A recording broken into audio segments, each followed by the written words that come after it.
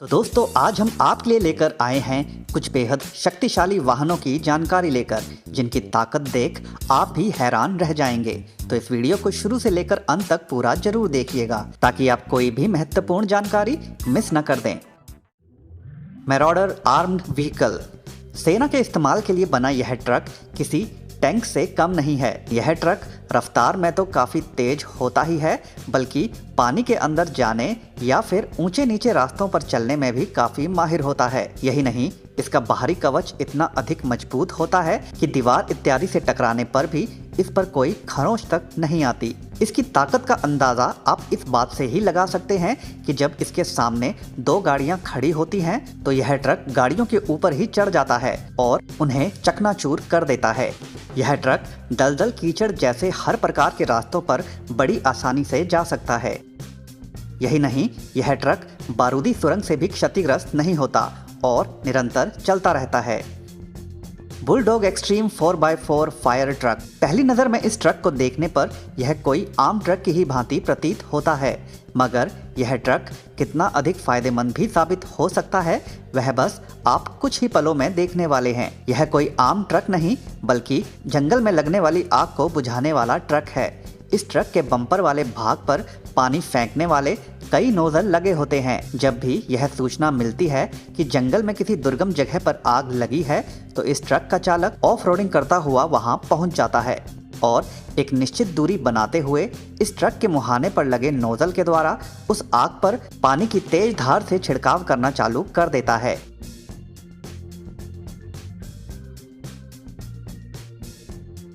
यही नहीं, आग के बुझ जाने के बाद जली लकड़ियों के ऊपर चढ़ाकर नीचे की तरफ पानी की बौछार मारकर छोटी मोटी आग को भी बुझा दिया जाता है। Heavy ground mobility system. नौसेना के समुद्री जहाज से उतरता यह वाहन एक चटाई की भांति दिखती चादर को जमीन पर फैलाता जा रहा है। यह दरअसल चटाई नहीं, बल्कि मजबूत लोहे से बनी एक परत होती है, जिसे कई पतली पतली लोहे की रोड को आपस में जोड़कर तैयार किया गया होता है। अक्सर जब नौसेना के समुद्री जहाज़ों के द्वारा सेना के वाहनों को स्थानांतरित किया जाता है तो उस दौरान तट पर पड़ी रेत के अंदर उन वाहनों के पहिए धंस जाते हैं, जिससे वाहन वहां फंस जाते हैं। मगर जब इस प्रकार लोहे की चादर का प्रयोग किया जाता है तो वह समस्या नहीं रहती। समुद्री जहाज से सबसे पहले यह बड़े बड़े टायर वाला वाहन उतरता है और वह अपने ऊपर लिपटी धातु की इस लचीली परत को तट पर बिछाता जाता है।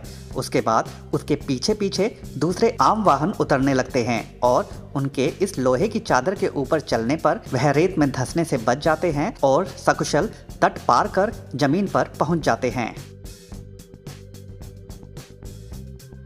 हम राइडर। ट्रैफिक से परेशान लोगों को यह गाड़ी काफ़ी पसंद आने वाली है। जैसे ही इस गाड़ी का चालक इसका एक बटन दबाता है तो इस गाड़ी के टायर के पास लगे हाइड्रोलिक स्टड गाड़ी को ऊपर उठा देते हैं और साथ ही साथ उसे नीचे से भी चौड़ा कर देते हैं। इसके बाद यह गाड़ी अपने आगे खड़ी गाड़ियों के ऊपर से होते हुए आगे जाती रहती है।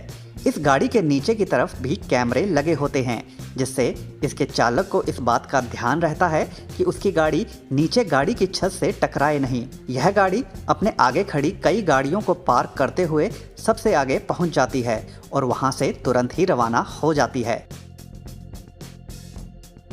बेल्स 75710।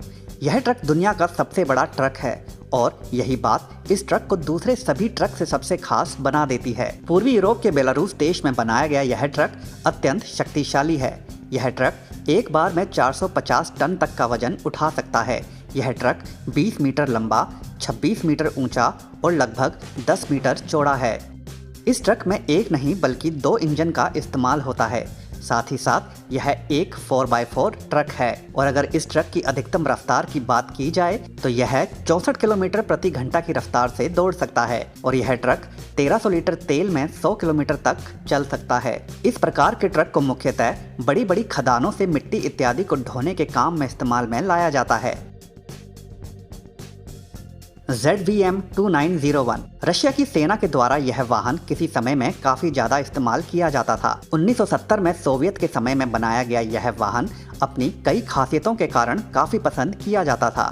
इस वाहन में नीचे टायर की जगह एक विशाल स्क्रू जैसा आकार का ढांचा लगा होता है, जिसे इस वाहन के इंजन से बल मिलता है गोल गोल घूमने के लिए। इस वाहन की सबसे बड़ी खासियत यह है कि यह वाहन किसी भी प्रकार के रास्ते में फंसता नहीं है, चाहे आप इसे पानी में चला रहे हों या फिर दलदल और बर्फ वाले इलाकों में।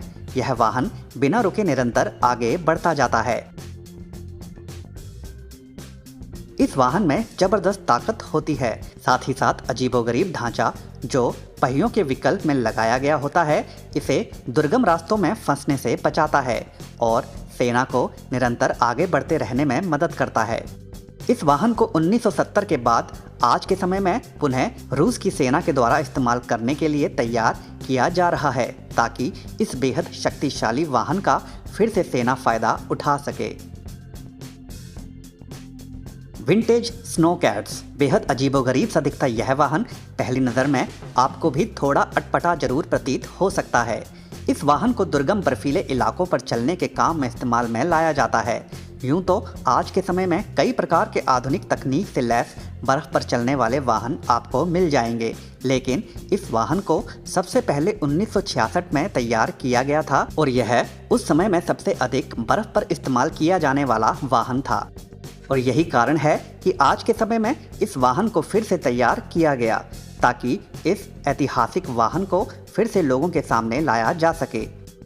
इसके रंग रूप और बनावट को 1966 में बनाए गए वाहन की तरह ही रखा गया, मगर इसके अंदर की तकनीक को पूरी तरह से आधुनिक कर दिया गया, जिसके कारण यह दिखने में आपको अतीत की मशीन जरूर प्रतीत हो सकता है, लेकिन यह काम बिल्कुल आधुनिक वाहन की तरह ही करता है।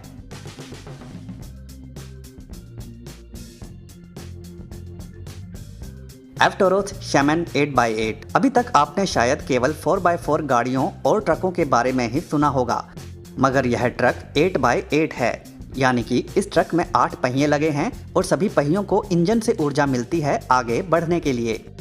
इस ट्रक की केवल यही खासियत नहीं है, बल्कि यह ट्रक दुर्गम से दुर्गम रास्तों पर चल सकता है। साथ ही साथ इसके टायर का आकार अत्यधिक बड़ा होने के कारण यह कभी भी दलदल वाली जगहों या फिर रेत इत्यादि में फंसता नहीं है, और यही टायर इस ट्रक को पानी में डूबने से भी बचाते हैं, जिससे यह ट्रक पानी में भी तैर सकता है। इसके साथ साथ इस ट्रक का ऊपरी आवरण बख्तरबंद होता है, जिससे इस ट्रक के बाहरी आवरण को किसी भी प्रकार के अवरोधकों से कोई भी नुकसान नहीं पहुंचता। इस ट्रक का इस्तेमाल मुख्यतः सेना ही करती है, क्योंकि युद्ध के दौरान सेना को जब दुर्गम रास्तों से होते हुए गुजरना पड़ता है तो यह ट्रक उनकी काफ़ी सहायता करता है। गिब्स हमडिंगा। पहली नज़र में इस वाहन को रोड पर चलता देख आप भी यही सोच सकते हैं कि यह तो एक प्रकार की बोट लग रही है, और जो कि वाकई में बोट के साथ साथ एक आम गाड़ी वाले भी सारे काम करती है। यह गाड़ी ना केवल रोड के साथ साथ पानी में भी चल सकती है, बल्कि यह ऊबड़ खाबड़ रास्तों पर चलने में भी काफ़ी माहिर होती है, जिससे इस गाड़ी को हरफन मौला भी कहा जा सकता है। यह गाड़ी रोड पर जितना तेज गति से चलती है, तो ठीक उसी प्रकार जब इसे पानी में उतारा जाता है इसकी रफ्तार देखते ही बनती है। यह गाड़ी रोड पर अधिकतम 130 किलोमीटर प्रति घंटा की रफ्तार से दौड़ सकती है, तो वहीं पानी में इसकी अधिकतम रफ्तार 48 किलोमीटर प्रति घंटा की है।